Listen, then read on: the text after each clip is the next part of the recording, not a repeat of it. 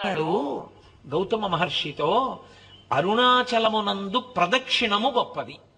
అరుణాచల ప్రవేశమునకు ముందు, అరుణాచల ప్రవేశము తరువాత అని జీవుడికి విభాగం చేస్తారు. అసలు వీడెప్పుడైనా అరుణాచలం వెళ్ళాడా చూస్తారు. అరుణాచలం వెళ్ళాడు, ఆ జీవుడి స్థాయి వేరు. అరుణాచలం వెళ్ళలేదు, ఆ జీవుడి స్థాయి వేరు. ఇప్పుడు అరుణాచల ప్రవేశం చేశాడు, గిరి ప్రదక్షిణం చెయ్యాలి, ఆ గిరికి ప్రదక్షిణం చెయ్యాలి తాను. ఆ కొండకి ప్రదక్షిణం అంటే శివుడికి ప్రదక్షిణమే. ప్రదక్షిణం అన్న మాటకు అర్థం మీరు బాగా గుర్తుపెట్టుకోవాలి. ఏ బిందువు దగ్గర మీరు బయలుదేరారో తిరిగి ఆ బిందువు దగ్గరికి వచ్చేయాలి. కుడి చేతి వైపుకి మీకు కొండ ఉండాలి, ఉండేటట్టుగా తిరిగి రావాలి. అలా తిరిగి వస్తే దానికి ప్రదక్షిణం అని పేరు.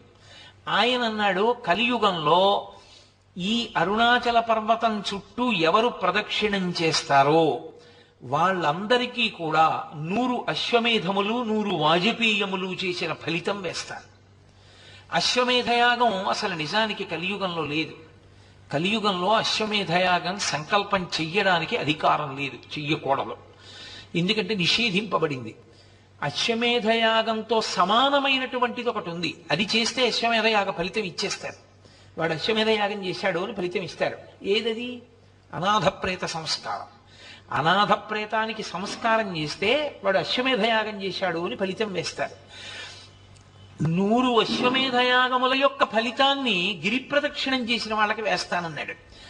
100 వాజపేయములు చేసినటువంటి ఫలితాన్ని గిరి ప్రదక్షిణం చేసిన వాళ్ళకి వేస్తానన్నాడు. అంటే దాని ఉద్దేశ్యం, అసలు అరుణాచలం అనేటటువంటి క్షేత్రం ఒకటి ఉంది, దానికి ఇంత ప్రాశస్త్యం ఉన్నది, పరమశివుని యొక్క పరిపూర్ణమైన అనుగ్రహం ఉన్నది, అక్కడికి వెళ్ళాలనేటటువంటి కోరిక పుట్టడం జరగదు. ఎందుకని? అసలు కొన్ని కోట్ల జన్మలెత్తితే తప్ప అరుణాచల పర్వతం గురించి తెలుసుకోడు. అరుణాచల వైభవం అన్న మాట వినడు. కాబట్టి పక్కన పెట్టేయి. విన్నాడు, అది మనసులో హత్తుకుని అరుణాచలంలోకి ప్రవేశిస్తానన్న మాట అన్నాడు పో, అహంకారం వదల్లేడు. ఏదో ఒకటి వెంట పెట్టుకుంటాడు. వెంట పెట్టుకుని నేనింత వాణ్ణని డాంబికానికి పోయాడా ఆయన లోపలికి రానివ్వడు.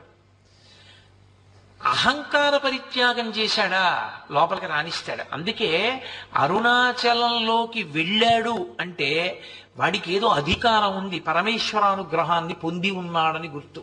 అందుకే లోపలికి రానివ్వరు. అటువంటి క్షేత్రాల్లో పరమ ప్రఖ్యాతమైన క్షేత్రములు అరుణాచలము, కాశీపట్టణము, ఇవన్నీ. ఎందుకని?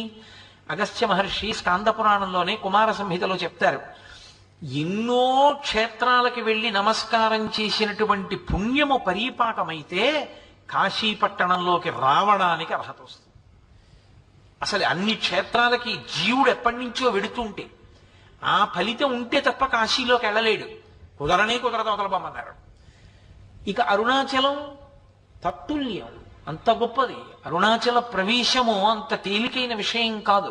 అలా ఆర్తి కలిగిన వాళ్ళకి చిన్న చిన్న విషయాల దగ్గర నుంచి పెద్ద పెద్ద విషయాల వరకు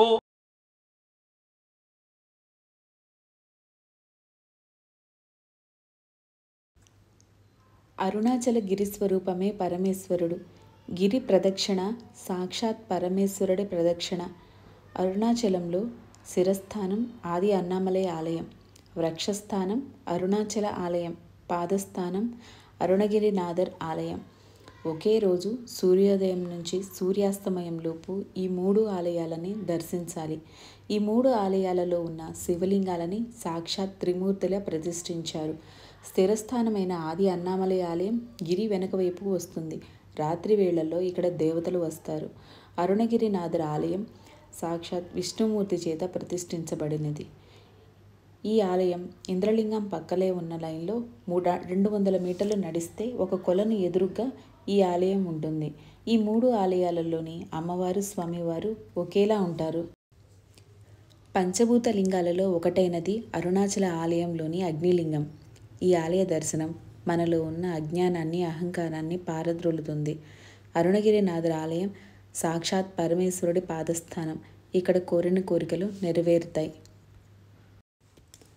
మీ నామ సంకీర్తనల్ వినగా మదిన్ రంజింపుతో కనుల్ చెమ్మార్చగా పలువురు దుఃఖించుచున్ననని భావించగా అవి ఆనంద బాష్పంబులన్ మీరెరుంగర.